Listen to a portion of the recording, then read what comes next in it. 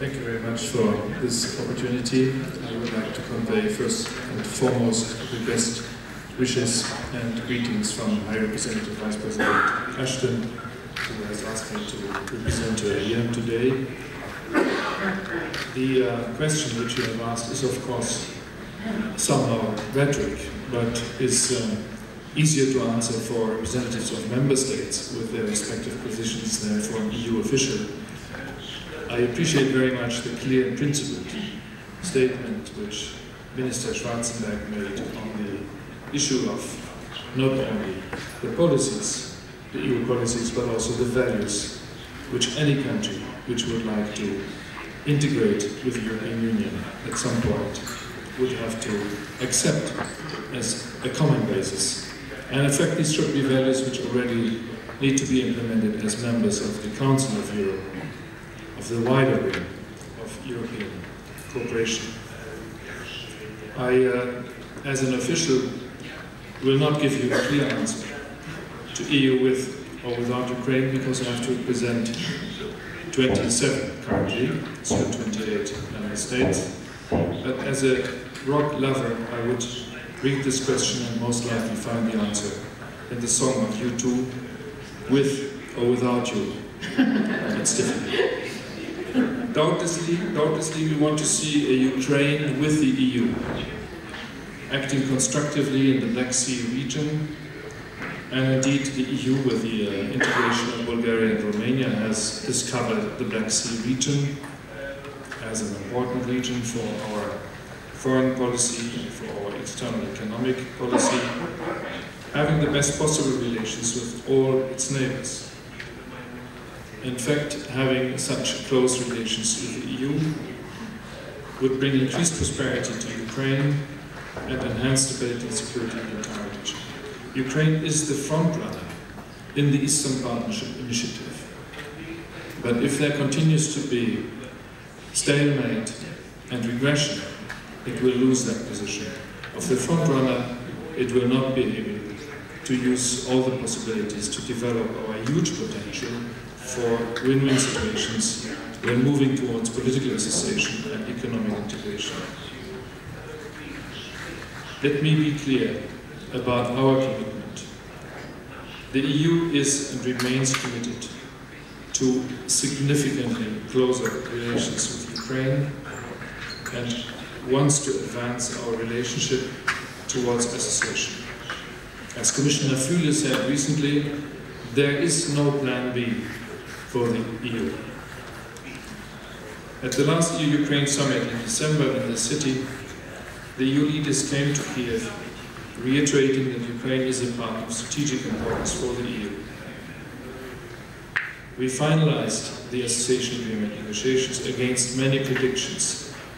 We initialed this agreement.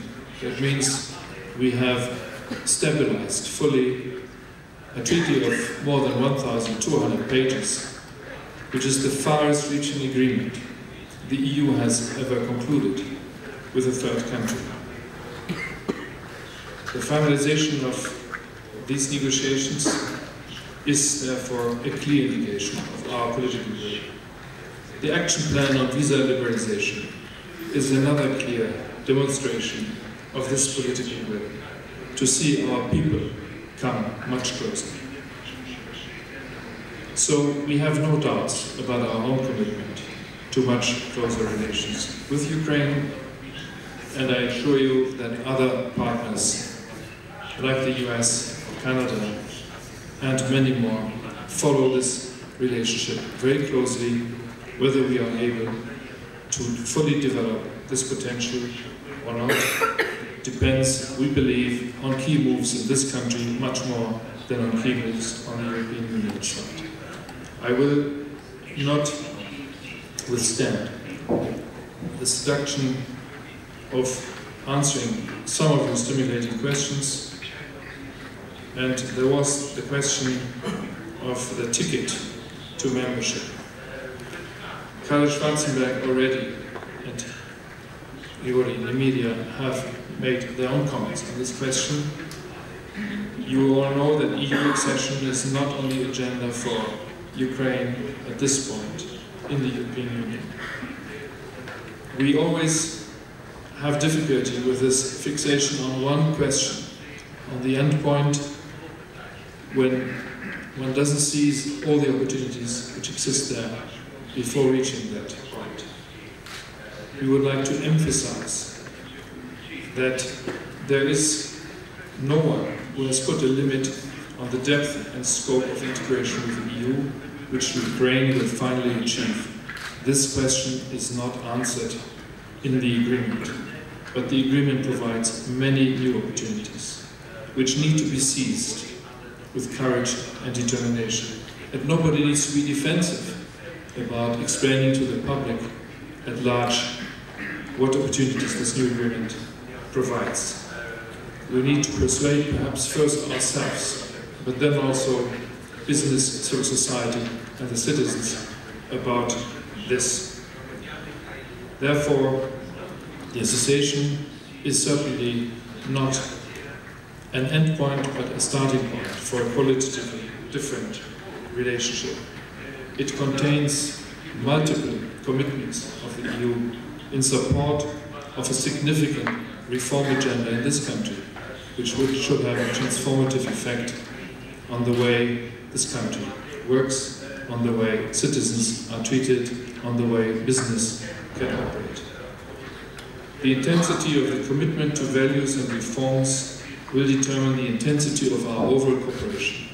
This principle is even written down in the declaration of the last summit in December. We repeatedly said clearly that the EU and its member states will not compromise on their values, democracy, human rights and fundamental freedoms, whatever geostrategic considerations may exist.